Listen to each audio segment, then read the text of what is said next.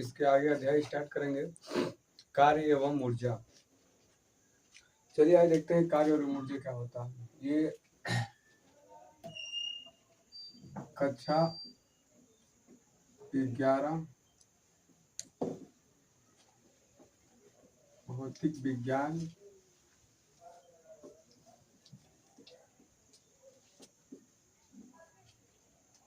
अध्याय नंबर 10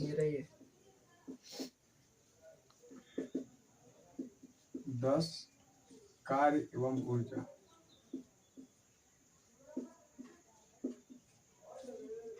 ऊर्जा नया चैप्टर है, इसको हम लोग पढ़ेंगे। चलिए देखते हैं कार्य किसे कहते हैं। ठीक?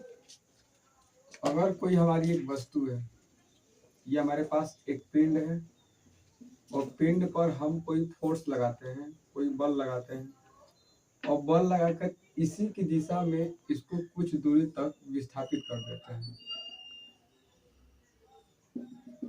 ये हमारा पिंड हो गया और पिंड पर F बल लगा दिए और F बल लगाकर इसी की दिशा में कुछ हम क्या करते हैं, विस्थापित कर देते हैं। मान लीजिए कि डेल्टा S हम लोग विस्थापित कर दिए, इसकी स्थिति में परिवर्तन हो गया। जैसे ही फोर्स लगाएंगे वस्तु यहाँ से यहाँ आ गई, इसका मतलब किया गया कार्य हमारा कुछ मिलेगा। ठीक, अगर मान लीजिए पिंड यहीं पे है और यहीं पर हम खूब ऊपर से नीचे फोर्स लगा रहे हैं और इसकी स्थिति में कोई परिवर्तन नहीं हो रहा है, इसका मतलब किया गया कार्य हमारा 0 होगा।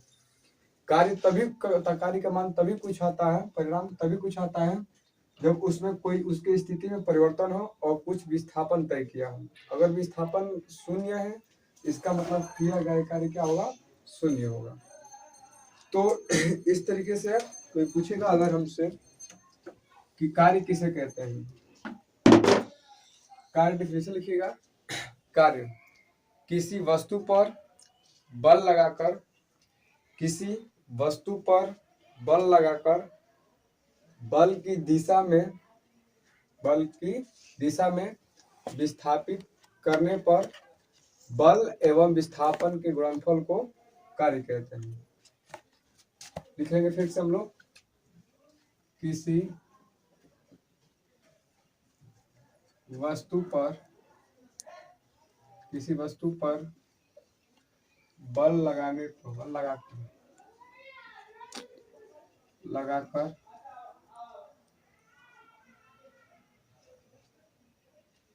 S दूरी तक विस्थापित करने पर लगाया गया बल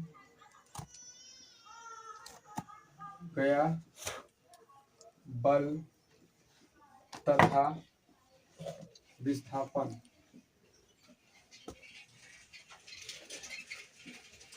के गुणनफल को कार्य कहते हैं। ठीक, यहाँ से हमारा डिफिनेशन प्राप्त हो गया। कार्य किसे कहते हैं, तो किसी वस्तु पर बल लगाकर बल की दिशा में इस दूरी तक विस्थापित करने पर लगाया गया बल तथा विस्थापन के गुणनफल को क्या कहते हैं, कार्य कहते हैं। लगाया गया बल तथा विस्थापन के गुणनफल को कार्य कहते हैं। यहाँ से फॉर्मूला बता सकते हैं हम लोग कि W को कार्य से प्रदर्शित करते हैं, कार्य को W से प्रदर्शित करते हैं, W से प्रदर्शित करते हैं।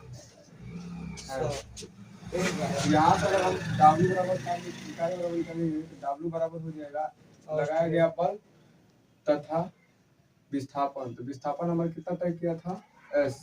तो कार्य बराबर फॉर्मूला हो गया F इंटू S, जहाँ कार्य कौन सी राशि है, तो एक अदिश राशि है।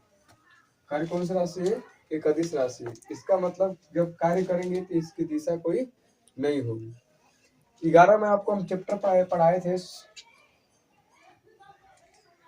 सदिश गुणन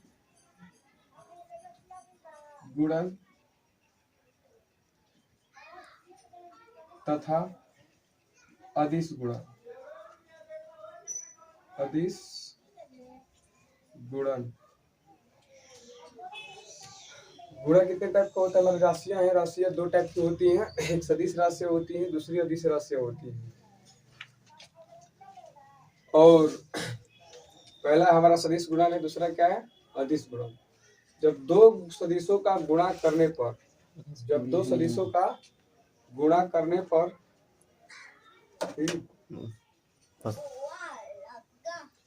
जब दो सदिशों का गुणा करने पर एक सदिश राशि प्राप्त होती है तो उसे हम लोग बोलते हैं सदिश गुणन। जब दो सदिशों का गुणा करने पर एक सदिश राशि प्राप्त होती है तो उसे हम लोग बोलते हैं सदिश गुणन। जैसे हम आपको पढ़ाए थे बल,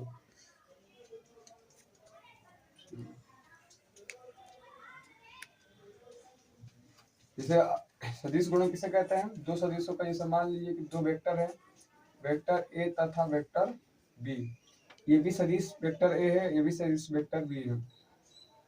जब दोनों का गुणनफल एक सदिश राशि प्राप्त होती है तो इनके बीच में हम लोग क्रॉस का प्रयोग करते हैं। जब दो सदिश राशियां हो, जैसे मान लीजिए वेक्टर ए है, दूसरा सदिश हमारे पास वेक्टर बी है, और इन दोनों का गुणा करने पर एक सदिश राशि प्राप्त हो रही है तो इसके बीच में हम लोग क्रॉस का प्रयोग करते हैं। अब यहाँ से हम लोग तोड़ेंगे तो ए क्रॉस बी का जो वैल्यू होता है वो होता है ए बी साइन थीटा और एन कैप, जहाँ एन कैप क्या है? जब ये भी सदिश है, ये भी सदिश है, गुणा करने पर एक और सदिश प्राप्त हो रही है, इसका मतलब उसका दिशा कहीं और होगा। जैसे मान लीजिए कि हमारे पास ये हो गया, ये वेक्टर ए की दिशा हो गई, ये वेक्टर बी की दिशा हो गई, अब इसकी भी दिशा ये हो गई, इसकी दिशा ऊपर हो गया। जब दोनों वेक्टरों का दिशा निश्चित हो गया तो जो हम दोनों को गुणा करने पर एक और सदिश राशि प्राप्त हो रही है, और जब एक और सदिश राशि प्राप्त हुई तो इसकी भी दिशा होना अनिवार्य है। तो इसकी दिशा किधर होगी? इसकी दिशा इन दोनों सदिशों के लंबवत होगी। इसका मतलब ये बाहर की तरफ होगा। एक तो ऊपर चला गया वेक्टर बी, इधर चला गया वेक्टर ए, और जो नई हमारी सदिश राशि प्राप्त हुई है इसकी दिशा किधर होगी? इन दोनों सदिशों के लंबवत इधर की तरफ हो जाएगी। ठीक, इसी को जो लंबवत हमारा होगा इसकी एकांक सदिश को हम लोग किससे प्रदर्शित करते हैं? एन कैप से। जब ए क्रॉस बी को हम लोग तोड़ेंगे तो किसमें टूटेगा? ए बी साइन थीटा में टूट जाएगा। ठीक, इसके बाद पढ़ाए थे अदिश गुणन। अदिश गुणन क्या होता है कि जब दो सदिशों का गुणा करने पर एक अदिश राशि प्राप्त होती है तो उसे हम कहते हैं अदिश गुणन। दो सदिशों का गुणा करने पर एक अदिश राशि प्राप्त होती है तो उसे हम लोग बोलते हैं अदिश गुणन। जैसे अगर हमारे पास दो वेक्टर हैं, सदिश ए और डॉट सदिश बी, अगर इन दोनों का गुणा करने पर एक अदिश राशि प्राप्त हो रही है तो ये भी सदिश है, ये भी सदिश है, दोनों सदिशों का गुणा करने पर एक अदिश राशि प्राप्त हो गई, इसको बोलेंगे अदिश गुणन। सदिशों का अदिश गुणन, इसको बोलेंगे सदिशों का सदिश गुणन। तो जब दो सदिशों का गुणा करने पर एक अदिश राशि प्राप्त होती है तो हम इसको दर्शाने के लिए बीच में डॉट का प्रयोग करते हैं। किसका प्रयोग करते हैं? डॉट का। यहाँ डॉट हो गया तो डॉट का प्रयोग करेंगे तो ये हो जाएगा ए बी डॉट बी। अब जो है डॉट को हटाएंगे तो हमारा मिल जाएगा ए बी कॉस थीटा। बस नहीं, जब दो सदिशों का गुणा करने पर एक सदिश राशि प्राप्त होती है तो उसके बीच में क्रॉस का प्रयोग करते हैं, और जब क्रॉस को हम लोग तोड़ते हैं तो ये होता है a cross b equal to a b sine theta into n cap. ये साइन थीटा में टूट जाता है, और एन कैप ये सदिश राशि है, इन दोनों का गुणा करने पर जो सदिश राशि है ये उसकी दिशा को व्यक्त करने के लिए लंबवत बाहर की होगी, इसलिए उसको एन कैप से प्रदर्शित किया गया। ये तो हमारा सदिश गुणन था। अब पढ़ना है सदिशों का अदिश गुणन। जब दो सदिश है वेक्टर ए तथा वेक्टर बी, तो वेक्टर ए है वेक्टर बी है, जब इसको हम लोग तोड़ेंगे, एक गुणा करेंगे तो गुणा करने पर एक अदिश राशि प्राप्त हो रही है। जब अदिश राशि प्राप्त हो रही है तो इसके बीच में हम लोग डॉट का प्रयोग करते हैं, और जैसे ही डॉट को तोड़ते हैं तो ये हमारा दिया गया है A dot B equal to, जब डॉट को तोड़ेंगे तो टूटेगा ए बी कॉस थीटा में। बात समझ आ गई? यहाँ तक कोई दिक्कत है नहीं? आगे देखते हैं।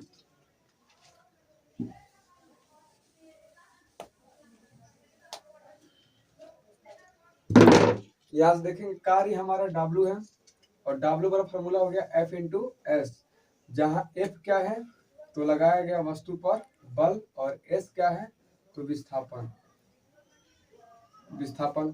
अब यहाँ से चेक करेंगे, ये बल हमारा कौन सी राशि होती है सदिश राशि, और विस्थापन कौन सी राशि होती है सदिश राशि। अब दोनों को गुणा कर दिए हैं तो क्या मिल गया हमको अदिश राशि।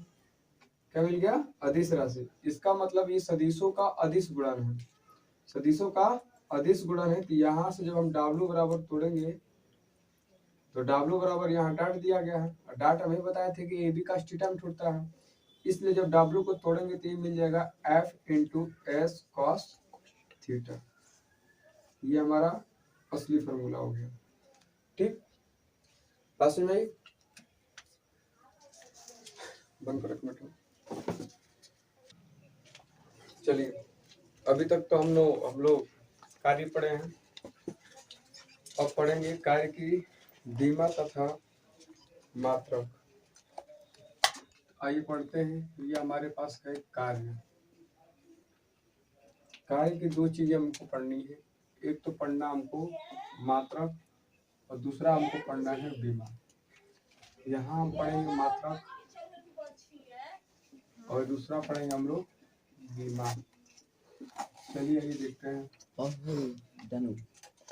हमारे पास दिया गया है मात्रक निकालेंगे, तो फॉर्मूला अभी बता चुके हैं कि W बराबर F इंटू एस होता है। तो कार्य को निकालेंगे, इसका मात्रक, बल का मात्रक न्यूटन और विस्थापन का मात्रक मीटर। यहाँ से हो गया न्यूटन मीटर, पहला मात्रक क्या मिल गया न्यूटन मीटर। इन्हीं दोनों को मिलाकर हम लोग बोलते हैं एक जूल। जूल। यहाँ से W बराबर मिल गया, दूसरा मात्रक जूल। ये हमारा MKS पद्धति में है और ये हमारा SI पद्धति में है। ठीक, अब देखते हैं, इसको हम थोड़ा सा और आगे बढ़ाएंगे तो W इक्वल टू, ये हमारा एक न्यूटन है और एक न्यूटन भर को लिख सकते हैं kg मीटर प्रति सेकंड का स्क्वायर। क्योंकि बल बराबर होता है द्रव्यमान गुणे त्वरण, तो ये द्रव्यमान का मात्रक kg और त्वरण का मात्रक मीटर प्रति सेकंड स्क्वायर। फिर इनटू मिल चुका हम लोग को कितना मीटर। तो फिर यहाँ से अगर W बराबर निकालेंगे, ये मीटर मीटर गुणा करेंगे तो एक पावर इसका एक पावर इसका 2 पावर हो जाएगा। ये हो जाएगा kg मीटर स्क्वायर प्रति सेकंड का स्क्वायर। एक ये भी हमारा मात्रक हो गया। बात सुन रहे, आगे देखते हैं। ये तो हमारा MKS पद्धति में था, ये हमारा SI पद्धति में, ये भी हमारा क्या है MKS पद्धति में। अब देखते हैं CGS पद्धति में। CGS centigram second.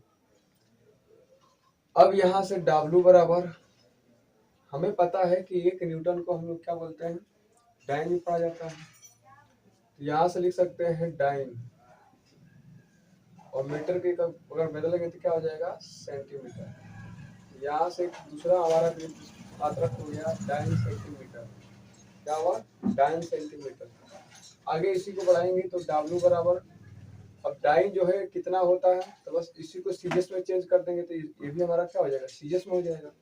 तो केजी का सीजीएस में क्या लिखते हैं ग्राम, ये हो जाएगा हमारा ग्राम। मीटर को क्या लिखते हैं सेंटीमीटर, ये हो जाएगा सेंटीमीटर स्क्वायर। बटे में नीचे क्या है सेकंड का स्क्वायर, तो लिखेंगे सेकंड का स्क्वायर। ये भी हमारा सीजीएस पद्धति में हो गया। तो सीजीएस पद्धति में कितने मात्रक हो गए दो, डाइन सेंटीमीटर और दूसरा ग्राम सेंटीमीटर स्क्वायर प्रति सेकंड का स्क्वायर। यहाँ तक हमें कोई दिक्कत नहीं है। आगे देखते हैं, कभी कभी पूछ सकता है कि एक जूल में कितना अर्ग होता है, ये क्वेश्चन पूछता है बार बार। चलिए इसको देख लेते हैं। हमने जूल किसे कहा था, तो एक न्यूटन मीटर को हम लोग बोले हैं एक जूल। एक न्यूटन मीटर को क्या बोल दिए हैं एक जूल। चलिए वहां से देखते हैं, लिखेंगे हम लोग न्यूटन मीटर प्रति, बस न्यूटन मीटर है, इसको हम लोग को चेंज करना है, इसको हम लोग क्या बोलते हैं, एक जूल बोलते हैं, एक जूल। अब यहाँ से चेक करेंगे, थोड़ा सा इधर कर लेते हैं, तो ये हो जाएगा हमारा एक joule is equal to newton metre. Okay, फिर आगे देखेंगे, एक जूल इज इक्वल टू, यहाँ चेक करते हैं, एक न्यूटन का हम लिख सकते हैं केजी मीटर प्रति सेकंड स्क्वायर, केजी मीटर प्रति सेकंड का स्क्वायर, और इंटू क्या है, मीटर, ये हमारा मीटर हो गया। और एक जूल इक्वल टू, अब देखेंगे केजी को हम चेंज करेंगे सीजीएस पद्धति में। सीजीएस पद्धति में जब यहाँ एमपीएस में अगर केजी है तो सीजीएस में ग्राम होता है, किलोमीटर को किस में चेंज करें, ग्राम में। तो 1 किलोमीटर में कितना ग्राम होता है, तो 1 किलोमीटर में 1000 यानी 10 के पावर 3 ग्राम लिख सकते हैं। ये हो जाएगा 1 केजी की जगह पर 10 के पावर 3 ग्राम, 10 के पावर 3 ग्राम। उसके बाद मीटर मीटर गुणा करेंगे तो मीटर के स्क्वायर हो जाएगा, और 1 मीटर में कितना सेंटीमीटर होता है, तो 10 के पावर कितना, 200 सेंटीमीटर होता है, 2 जीरो होता है उसमें 2 लिख सकते हैं पावर में। तो मीटर स्क्वायर की जगह पर क्या लिखेंगे, 2, और इसका स्क्वायर है तो हम भी क्या करेंगे, स्क्वायर। उसके बाद हो जाएगा मीटर से किस में चेंजिंग हो गया, सेंटीमीटर में चेंज हो गया, सेंटीमीटर स्क्वायर।